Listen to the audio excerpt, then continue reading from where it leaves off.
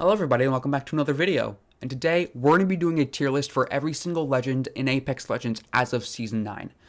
I know I'm a bit late to this party, but school has been really hard lately and I haven't had the time to make a video like this until this weekend. But anyways, better late than never. So, isn't that how the saying goes? I'm pretty sure. Anyways, to start off, let's do Wraith. Wraith is still incredibly good. Her hitbox size was increased, but they also removed low profile, along with all of the other low profile legends in the game. So she is still very good. Her tactical is amazing. Amazing for getting into fights, getting out of fights, just repositioning. Her portal, again, great for getting into fights, out of fights, getting a teammate's banner, anything. And her passive is incredibly underrated compared to all of her other abilities. While it's not very consistent in warning you, she's a solid D tier. No, I'm joking. She's S tier. Next, we have Wattson, who also is very good. While not as good as she was before, and she's not really in the meta anymore, she still is very good. Her tactical is not great for completely stopping enemies, or it's better for just kind of postponing them and figuring out where they are by their gunshots when they destroy it. But her ultimate is still incredibly good. Her tactical is very good. Her passive, being able to immediately get her full ultimate charge with a ultimate accelerant, all very good. Not extremely overpowered as it was before. I think she just kind of shifted out of the meta. But I think she's a solid A tier. Getting the passive shield regeneration as well, I think is pretty good for her, especially being a more campy character. She's very good. Next, we have the newest addition. I'm going to be honest. She's trash. I'm joking. She's very good. Her passive is probably one of the best passives in the game. I mean, think about it. Not really anybody else has a passive that's as influential and as big as hers. Really good passives come to mind would be Lifeline, maybe Octane. Gibby has a pretty good passive, but her passive, I think, is one of the best. It's amazing. Be able to get up to those high grounds without having to waste an entire ability like, Pathfinder Horizon does is incredible. It doesn't recharge very quickly, but it still has a pretty decent range, and you can actually move, unlike Horizon, with her gravity lift. You can move side to side and back and forth pretty easily. You can't shoot while using it, but it is still very good. Her tactical is definitely, once again, it's definitely good. It's not as good as I think people thought it would be, because it's pretty easy for enemies to get out of its range, especially someone like Wraith. And her tactical definitely made Wattson a little better. I think she's going to be a very big part of the meta. It's only the beginning of the season, so of course she's being played a lot. But if she does become part of a meta, Wattson is just going to get even better, because her ultimate blocks her tactical. And, like I said, her tactical isn't super hard to dodge. It's pretty easy to just get out of its range, especially if you're a Wattson or a Wraith. But it's still very good, especially, you can use it while you're in the sky. You can use it to stun people. It has a pretty decent radius for a tactical ability. And her ultimate, probably one of the best movement abilities in the game.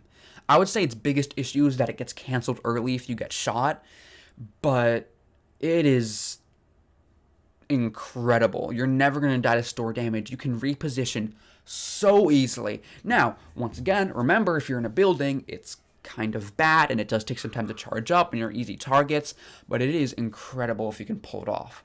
It is incredible. It's basically an immediate redeploy. Do you want to get your teammate out as quickly as you can? Just, after you spawn them, want to get them away as quickly as you can? Want to go on a rescue mission to get your teammate's banner? Sure. Her ultimate is just so good at so many things. And next we have Revenant, who, I'm going to be honest, I think is B tier. He didn't really get any big changes like I wanted him to. I was hoping his tactical would get a rework that made it bigger. instead of just being a ball he throws, it would be like a wide area, and everything in that area would get their abilities taken away. But, I mean, it's terrible in wide open areas. The only time you're ever going to hit his tactical is when you're in a building. And even then, it really depends who you hit. If you hit a Crypto or a Mirage, you're not really going to do much damage to them. If you hit someone like a Gibby or a Fuse or a Wraith especially, that's going to affect them a lot more because their abilities are much more influential in the middle of battles. His tactical is good. I mean, his ultimate is definitely very, very good. Probably the best part about his kit. Once again, but his passive is just lackluster. I mean, it seems pretty cool. You can crouch, walk a bit faster. But this game isn't about being super sneaky like Rainbow Six Siege or Valorant. I mean, sure, being sneaky does give you an advantage, but it's really not as big in other games. And it's definitely useful, but I'm going to be honest. His passive, you can't, scale entire buildings. I mean, it's much worse than Valkyrie. It's much worse. It gives you have much less freedom of movement. And Valkyrie can actually go into the air. You can just climb walls. It's just not as good. For a movement ability that tries to make you sneaky, it just doesn't do it. Next, we have Pathfinder, the better robot. He's definitely hard to place because if you're good with his grapple, you're in S tier. But 99% of the people who play Pathfinder are just going to be a B tier. He's been pretty consistent for the past few seasons. He's a recon, of course. He can scan for beacons, just like Valkyrie can. I feel like I feel like recon characters are getting a bit too common. Right? Now it's like every single team can find out in the next ring, really, because most teams are either going to have a Valkyrie or a Bloodhound. So they're going to be able to find the next ring anyways. So, being a recon isn't really that special anymore, just because so many people have it now. But his grapple is amazing if you know how to use it. Being able to reposition that quickly and that skillfully and just that far, if you know how to use his grapple, is incredible. His passive is probably one of the worst passives in the game. Just getting an ultimate charge when you scan a beacon, that's terrible. I mean, it's not terrible, but it's just not very good. His ultimate is definitely good, but I feel like it's outclassed by something like a Wraith ultimate or a Valkyrie ultimate. But he's a solid B tier. You're definitely A or S tier if you know how to use his grapple though. Next we have Octane, who I think B-. I mean, they took away his ability to wall jump and, not wall jump, but slide on the walls and jump from wall to wall, so it is kind of wall jumping. But after they removed those two things, he's a bit less good. I'm going to admit most people didn't really use wall jumping with Octane and wall sliding that much anyways. But his tactical and his ultimate and his passive are still very good. I don't think one is better than the other. They're all just very good abilities. His jump pad is very good. His stim, once again, is good. His passive is good. Nothing that's really bad or nothing that's really too overpowered. Next we have Fuse. Once again, just like Octane, he's very average all around. You can carry more grenades. I'm getting Season 2 flashbacks, but just very average. I mean, his ultimate is good. Tactical is good. Passive is good. His ultimate, I think, is probably, I'm going to be honest, the worst part about his kit. I feel like it's the weakest thing that he has.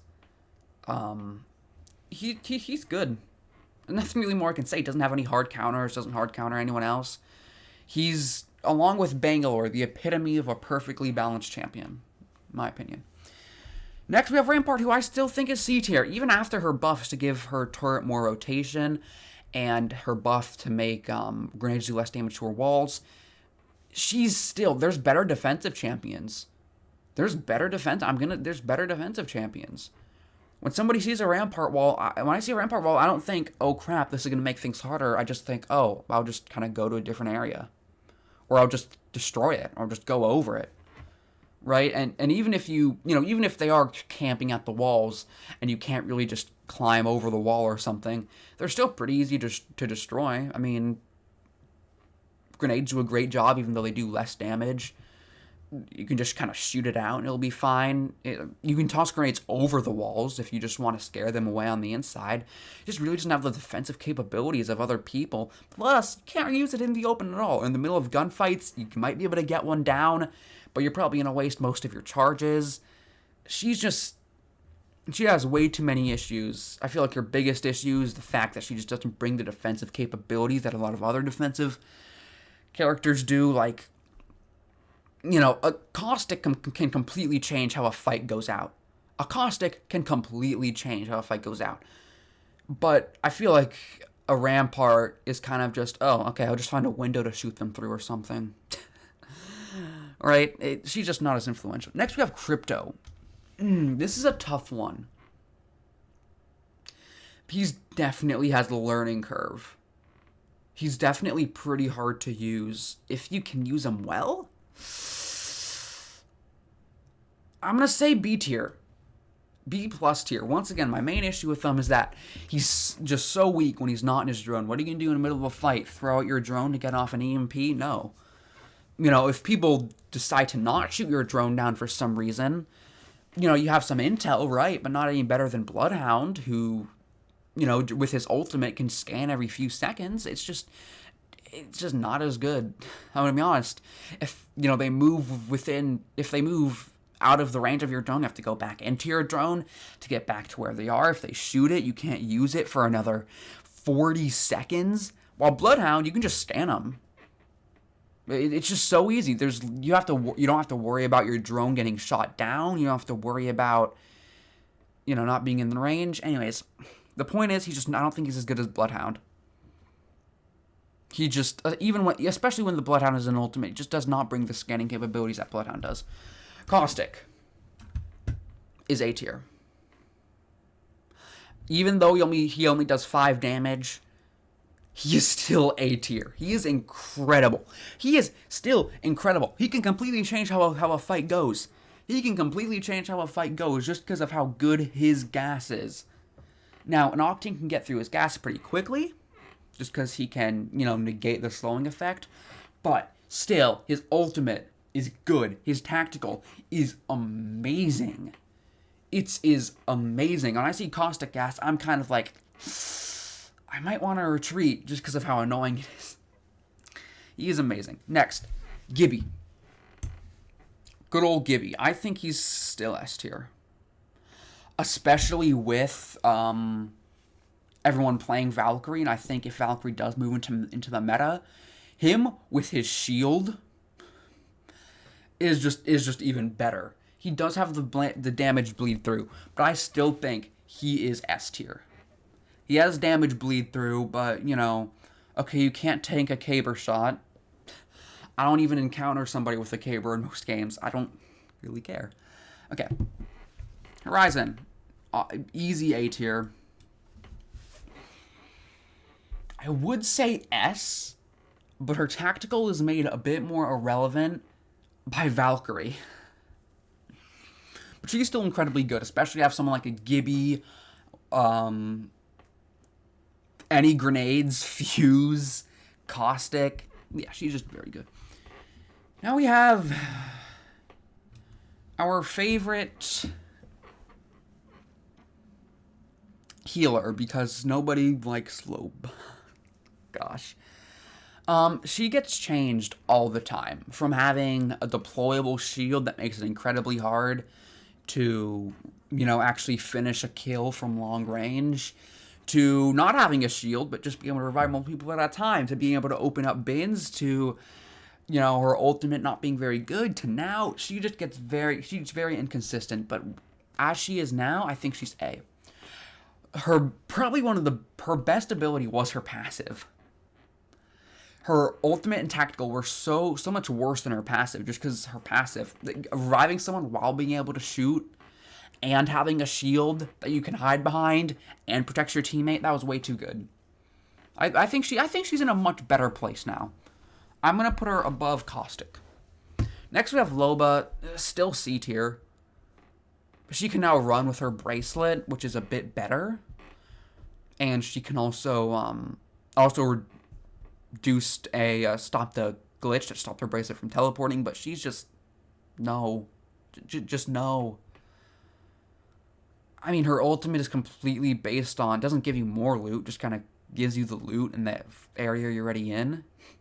Now, if you're trapped inside of a building and you're being pushed by several teams and you're out of ammo or heals, yes, her ultimate is very good, but that's a situation that, number one, may not have your ultimate, and number two, just, you can get a lifeline and just heal yourself. You can get a Watson and get yourself shields, right? I mean, there's really no reason to have a Loba because everyone else does everything just better than her.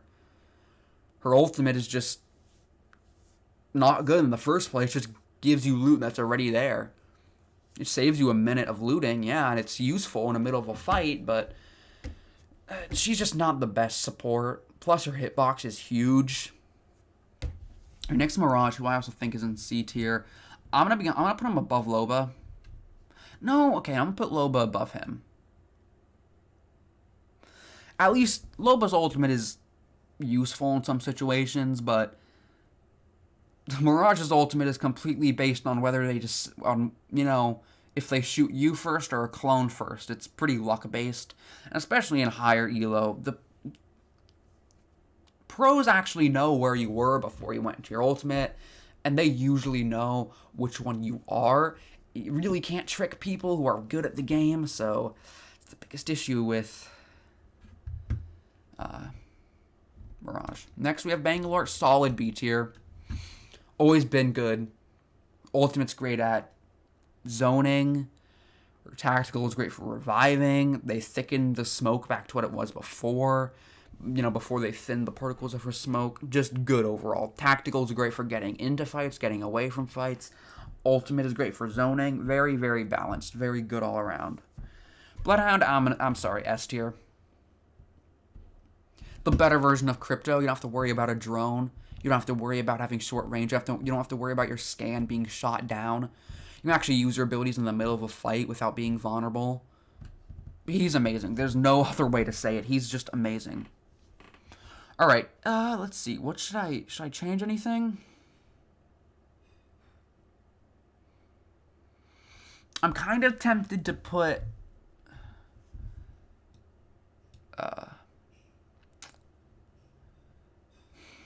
No, I think this is pretty good. I don't know. Should I put Loba in B tier? I think Loba deserves B tier.